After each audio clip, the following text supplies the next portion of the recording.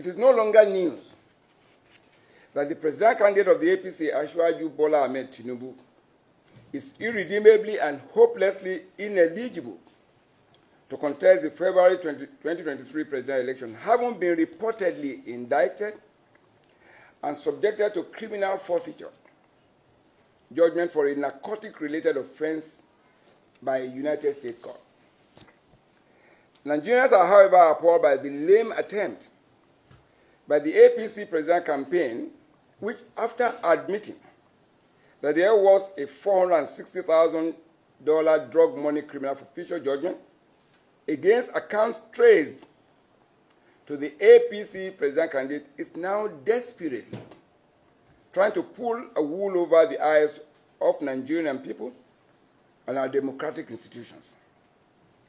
Seeing that it is technically out of the presidential contest and further destroyed because it cannot also field candidate at all levels in the 2023 general election due to its illegal and unconstitutional congresses, the APC has resorted to unleashing hoodlums to attack PDP presidential campaign rallies and other innocent Nigerians going about their legitimate endeavors as witnessed in Kaduna and Borno State in a bid to trigger crisis and scuttle the elections. There are already apprehensions in the public space of unrefuted allegations that the APC is behind the orchestrated attack on the independent National Electoral Commission offices in Ogun and Osun states.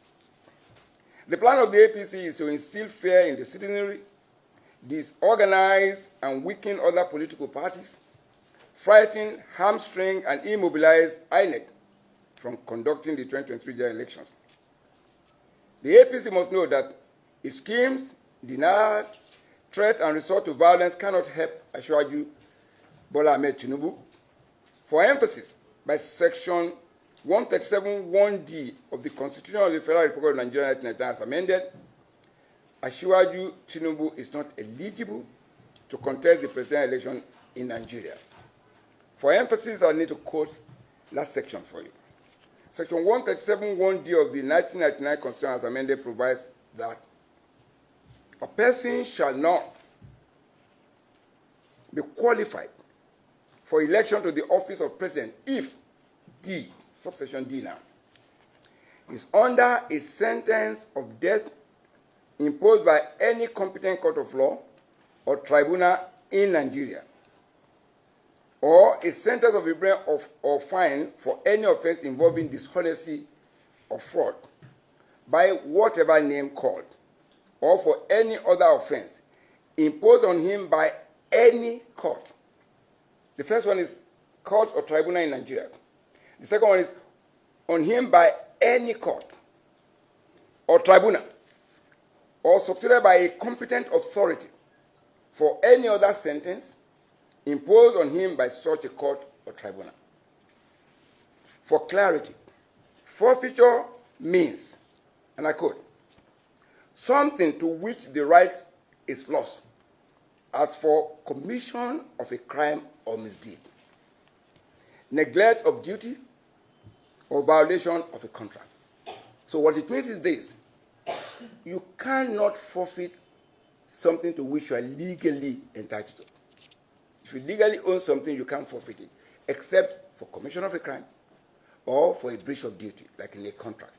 If, for instance, you go to a bank and pledge your property as a mortgage, and then you default in the repayment of this, what is due under the mortgage, then the bank can legally forfeit it. It is instructive to note that trafficking in narcotics is an international crime to which all nations are obliged and mandated to apprehend, prosecute, and enforce any judgment or court imposed on offender.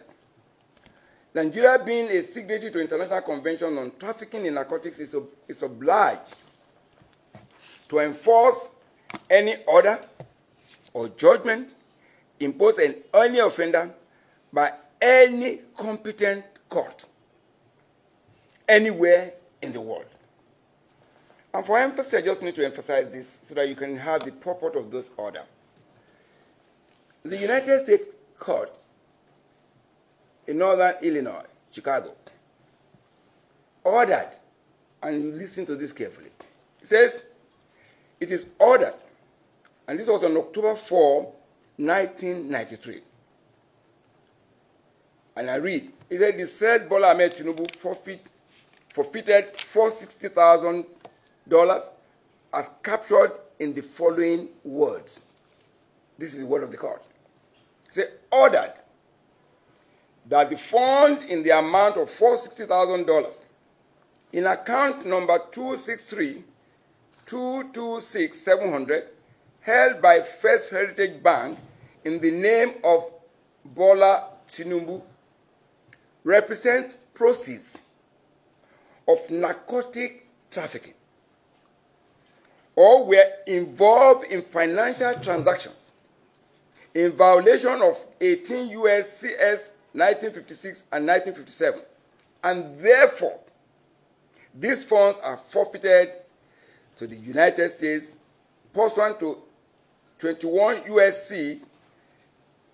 S. 88(1) A clause 6 and 18 U.S.C. S. 981 in that order. So it's a clear statement that it was found to be trafficking and the proceeds of narcotic trafficking. And it can't be clearer. Having been sentenced and fined by way of criminal forfeiture of $460,000, drug money in a criminal suit filed pursuant to the United States Criminal Code, Asiwaju Tinubu cannot, by virtue of Section 137(1)(d) of the Constitution of the Federal Republic of Nigeria, as amended, seek office as President of Nigeria. Nigeria now knows that the APC presidential campaign announcement that its presidential candidate will not participate in media debates is to prevent Nigerians from seeking answers from Asiwaju Tinubu with respect to the criminal forfeiture judgment, as well as other burning issues to which Nigerians are entitled to know. Of course, our nation cannot afford the embarrassment, the shame, the national indignity and stigma associated with narcotics all over the world, especially in the exalted office of the President of the Federal Republic of Nigeria. Nigeria cannot handle the massive negative collateral damage such will have on our national image, economy, as well as on the businesses and legitimate endeavors of hardworking Nigerians. What Nigerians expect of Asiwaju Tinubu at this moment is to withdraw from the presidential race and apologize to the nation. The APC must come to terms that it is not in the presidential race and that it has no legitimate candidate at all levels in the 2023 general elections as pronounced by the Federal High Court with regards to the candidature of the governor of Osun State, an order and the judgment that is still subsisting. The PDP therefore reminds Nigerians that any vote for the APC at the presidential, the governorship, national and state assembly elections are wasted votes that will not count at the end of the day. The PDP calls on INEC not to succumb